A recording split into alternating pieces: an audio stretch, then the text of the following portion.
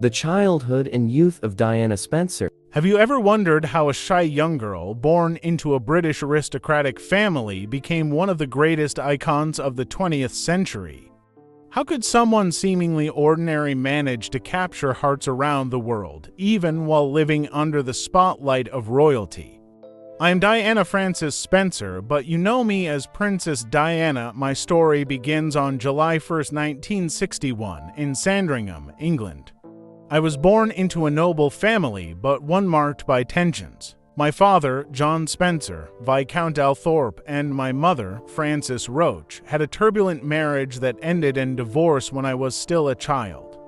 This rupture deeply affected me and made me develop a great sensitivity to the pain of others. As a child, I was known for being shy and discreet. Despite growing up surrounded by privileges, my heart leaned toward simplicity. I worked as a nanny and kindergarten teacher, and it was in this environment that I discovered the importance of empathy and genuine care for people. I didn't dream of becoming a princess, but of being useful, of making a difference. It was in the midst of this seemingly ordinary life that my destiny began to take shape. At 16, I met Prince Charles, heir to the British throne. At first, I was just a young girl moving among royalty because of family connections, never imagining that in a few years I would become engaged to the man who would one day be king. But what seemed like a fairy tale was only just beginning, and reality would prove to be much more complex and painful. The royal wedding and life under the spotlight. Do you remember July 29, 1981? The whole world stopped to watch what was called the wedding of the century. I, Diana Spencer, just 20 years old, walked down the aisle of St. Paul's Cathedral in a dress that looked like it came straight out of a fairy tale in front of millions of viewers across the globe. At my side was Prince Charles, heir to the British throne. To everyone, this was the beginning of a perfect story. But the truth is that behind the shine of the cameras, my life was about to enter a silent struggle.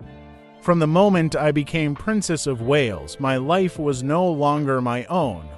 Every gesture, every word, every look was recorded, commented on, and judged. The pressure was suffocating. I was facing a marriage that, in its essence, was already fragile. Charles maintained a deep bond with Camilla Parker Bowles, something that caused me insecurity and pain. While the world believed I was living a dream, I faced lonely nights and feelings of inadequacy. Still, I chose to use my position for something greater. I became the mother of William in 1982 and Harry in 1984, and they became my strength and my purpose. My maternal instinct guided me, and through them, I felt I could offer the world a more human version of royalty. My desire was to break the barriers of formality, to show that behind crowns and castles there was also a heart that suffered but did not give up. The People's Princess and her struggles. Over time, I came to be known as the People's Princess. This title did not come only from my position in the royal family, but from my genuine desire to be close to people. I didn't want to be locked inside luxurious halls. I wanted to walk among those who needed a voice and affection. That was how I became involved in causes that, at the time, were seen as controversial and even risky. I remember when I visited patients with HIV and AIDS at a time when prejudice and misinformation were immense. The simple act of holding a patient's hand without gloves shocked the world. But that was exactly what I wanted to show, that there was nothing to fear in love, in care, and in compassion. My image sitting beside vulnerable people circulated the globe and transformed my relationship with the public.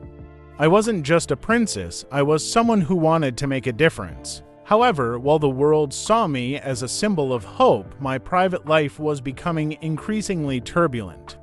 The arguments within my marriage to Charles intensified, and the emotional distance between us could no longer be hidden. The pressure from the press was constant. Photographers followed me everywhere, recording every tear, every smile, every gesture. The feeling was of living in a showcase without the right to privacy. Still, I found strength to keep going. I knew my mission was beyond the walls of palaces and protocols. Being the people's princess meant facing criticism, but it also meant giving hope to those who had no one to fight for them. The legacy and the farewell. My life seemed like a constant balance between light and shadow. I loved my sons, William and Harry, more than anything. They gave me strength in my hardest moments, and I always made sure they grew up knowing the real world, not just the halls of Buckingham. I wanted them to be boys who understood the value of empathy, respect, and humanity. After my official separation from Charles in 1996, many believed I would lose relevance, but it was quite the opposite.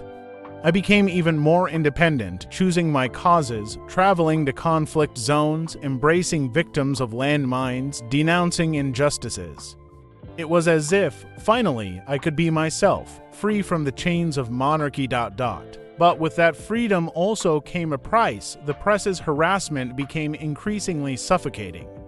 Paparazzi followed me in cars, on motorcycles, hiding behind trees, windows anywhere. I no longer had peace. On August 31, 1997, in Paris, this obsession ended in tragedy. A car accident inside the Pont de l'Alma tunnel took my life brutally and unexpectedly. The world wept, and to this day I wonder, could it all have been different? My death caused a wave of grief that showed that, in some way, I had achieved what I wanted. To touch hearts, even in my absence, my legacy lived on. The images, the causes, the love for my children and for people remained like a flame that does not go out. I was called the people's princess, but above all, I was a woman who tried to love, to be loved, and to make a difference. And perhaps, in the end, that is what truly matters.